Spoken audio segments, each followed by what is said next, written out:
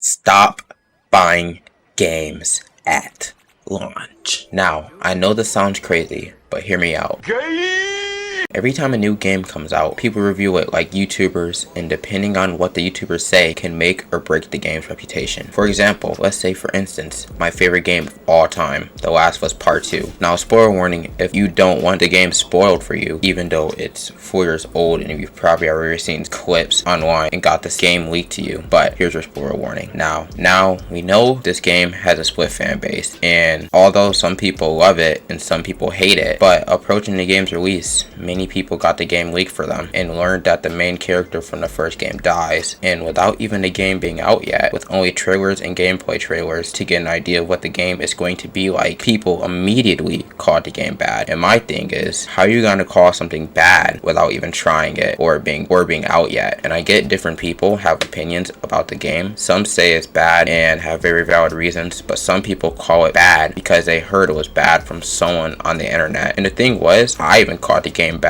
when it came out when I was 15, because everyone was calling it bad, and during the time in 2020 it was so popular to be edgy or a hater, and I was on a bandwagon because I was a dumb 15-year-old who only listened to TikTok and thought I was right about everything. And the thing is, I didn't even play the first Last of Us game, so for me to even talk about the second game and spout what I heard from others on the internet, very ignorant. Shoot, I didn't even know the story for The Last of Us 2, and I tried to avoid it because I thought it was just a big giant political statement and barely being a good game at all. And I only decided to try the first one out back in February, and I liked it so much I went out and bought a PS5 for my dad and played part 2 on there by asking his permission, of course, because don't buy a present for somebody and just hog it. You ask permission. Just because you bought it doesn't still make it yours. That's messed up. Yeah. So I asked his permission because I wanted to play the game so bad because part 2 wasn't on PC. So my plan was to watch my favorite YouTuber Hollow, formerly known as Hollow Point, play the game. But I watched 4 episodes and I was like, man, this game is so good. I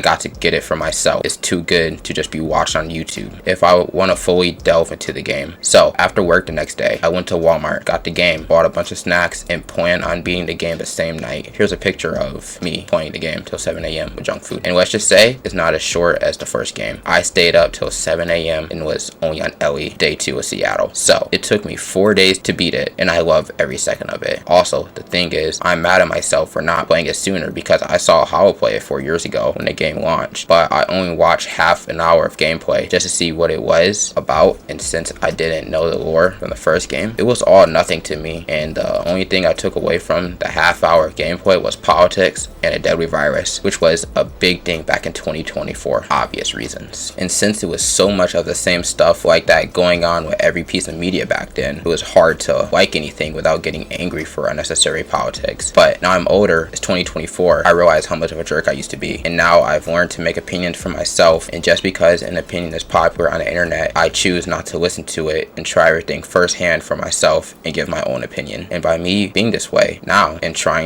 The Last of Us Part 2 out for myself, it's my favorite game of all time. Now, the story is just so different from what I thought it was, and I love every bit of it. Even though they killed off Joel, it left an important message behind it. I just thought the story was Ellie hunting Abby because Abby was her ex or something, and Ellie was the bad guy killing Abby's group or army or something over jealousy and crap like that. And since I played it, boy was I wrong. I can't believe I didn't want to play this game because of what I thought something was, rather than doing more research and making assumptions. So now I never judge a book by its cover again, and it makes sense I kind of thought this way because what people I guess were talking about were the trailers and whatnot, and I guess me halfway listening or not really caring much about the game, the trailers made it seem like Dina was killed.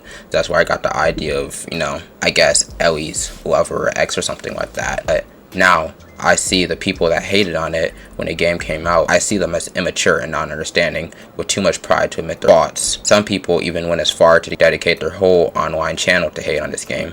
Shoot, some people have full YouTube channels hating on everything new without even giving it a try, or if they do give it a try, they record themselves playing the game with a bland face just talking trash about the game. And the other thing is, the game might actually be good, but these people's opinions spread all over YouTube, Twitter, and other news sites, and they low-key gaslight people into believing it's bad just from their opinion. And most of the time, their opinion isn't even valid when you ask them how they feel about certain games, they're just talking out of their butts and not giving actual convincing points with no evidence either to say their opinion, and it's just all stupid. And some people say stuff like this to be controversial because they know they'll gain a lot of publicity out of it. And it's sad to see because kids be repeating this stuff and being influenced by these idiots. And I get you can say kids just have to turn off their phone and stop watching these people, but you have to remember some kids look up to these YouTubers on the internet and see them as a role model, because some kids may not have loving families like you or people in their lives they can look up to like you. So these YouTubers are the only source of encouragement to these young people. The internet, you have to admit, the internet is very good and brought more people from around the world together in an instant than anything that was able to do in 1,000 years. Another example of a game that I thought was actually bad is Suicide Squad Kill the Justice League. I've been waiting for this game since 2020. When the game was announced and then they showed gameplay and people immediately called it bad. It had a battle pass too. People called it bad without the game even being out. Also, the game was developed by Rocksteady, so it had high hopes, and when the game came out, people immediately called it bad without even finishing the first mission. Like, bro, your argument is not valid. Then people started saying it's stupid because of the multiverse. Like, bro, are you dumb? The multiverse has been a thing since forever, so that's not valid. People were pointing out that the game was live service, had a battle pass, and had the multiverse without talking about the story at all. Like, the story was good at the beginning, but then as the game went on, they killed the Justice League way too easy. Like, dude, these are the guys that put y'all in prison that y'all couldn't kill for the longest, and now since their brains are taken over, when people like Batman and Superman is at their full ability without holding back, and y'all just kill them with guns, freaking guns. Like, come on, Rocksteady. Really? Superman just moved the sun to make himself stronger because you guys has gold kryptonite and y'all killed him with guns. And really, if we were being real, in the boss battle, all Superman had to do was fly higher to the sky and heat vision the whole Suicide Squad. But whatever. But also, let's talk about Batman. He literally was using Scarecrow's fear toxin, and all y'all did was shoot at a giant Batman 20,000 times, and boom, wow, Batman's all bloodied up and knocked out. What a game, am I right? Now, the gameplay was alright, but the whole idea of everyone defying gravity and bodies not smashing to the pavement on impact is stupid.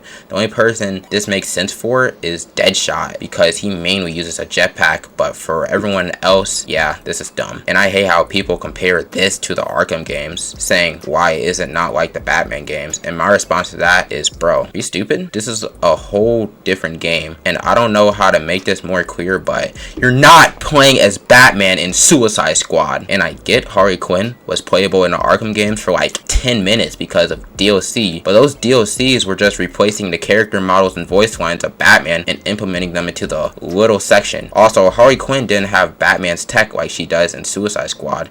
And in the Arkham games, in Harley Quinn's part, you mainly had to be stealthy and beat up people with her hands and a baseball bat. But now, since she's given a gun, her fight tactics have changed. Besides, the enemies in Suicide Squad were bland. Also, the aspect of live service and playing the game with friends, I get what they were trying to do, and I respect them for trying something new and different that's not Batman, but they just failed at making the game, maybe counting on the fact I think it was in development hell. Now, last game I want to talk about is another DC game, was Gotham Knights. I was hyped for this game because you get to play as Jason Todd, Batgirl, Robin, and Nightwing, but many people really hated on this game because it didn't play the same as the Arkham games. Like, bro, be for real. The game was made by a different studio, and the source code for the combat was Rocksteady, so of course it didn't share it with Warner Brothers Games. And the game isn't set in the Arkham universe, and the combat was different in Arkham. The game is more set up like Dark Souls or Elden Ring, and I find it cool that they tried something new. The story, I don't know much about except for Batman dying, but the main reason people hate this game is because it runs at 30 frames per second on Xbox and PS5, and it didn't come out for the Xbox One and PS4. Like, PS4 and Xbox One were 9-year-old consoles at this point in 2022. The parts inside the systems were for the original, and the slim models can barely run Fortnite, let alone Call of Duty. So your argument for that is not valid. But for the game to run at 30 FPS doesn't even matter. Most games you play are single player, run at 30 FPS, and most of you guys don't even notice. And you guys are crybabies over a popular statement. made by some trash YouTuber or something. And some games do have a setting to switch between performance or fidelity, which is a luxury that people should be thankful for, that the game devs even decided to do multi optimization methods for a game. And 60 FPS is smooth, but it's not as smooth as playing at like 144 FPS. And going down to 60 from 144 feels weird until you keep playing, and it feels natural to you. But playing a game at 30 FPS on console doesn't feel bad at all because of VSync. But I feel like I talked enough to end the video. I hope I spread awareness to not buy games at launch just because some YouTuber told you to. And if the YouTuber says the game is bad, do your research before listening to people on the internet, because these opinions cause good games to have bad reputations. Like, think to yourself, doesn't every time a new AAA game come out, people call it bad no matter what without a valid opinion? Because Batman Arkham Knight or Fallout 4, when they came out, people called these games bad and boycotted it. But 8 years later, and people love these games. Why is that? Because when they came out, the games were buggy, and this happens obviously. Companies playtest the game to look for bugs and glitches, but when you have millions of people playing a game differently each way at once, they tend to always find bugs. You have to remember, it's not really a video game if it doesn't have glitches. It is not a game. Let's end this video. Stop buying games at launch because they'll most likely be buggy, and you should stop listening to YouTubers trying to say something stupid just because of the popular opinion. Play the game for yourself, and if you do buy the game at launch, do your research before you buy it, because don't buy it at launch just because some YouTuber told you to, and don't buy it at launch just be like, oh, this game's bad, you were hating on it before. So what's the point of buying it? You're just gonna hate on it and not enjoy it just to spend 60 bucks. That's 60 bucks, 70 bucks actually. But thank you guys for watching. Comment, like, and sub if you enjoyed the vid. I'll see y'all later. Comment video is valid or whatnot, but yeah, thanks for watching.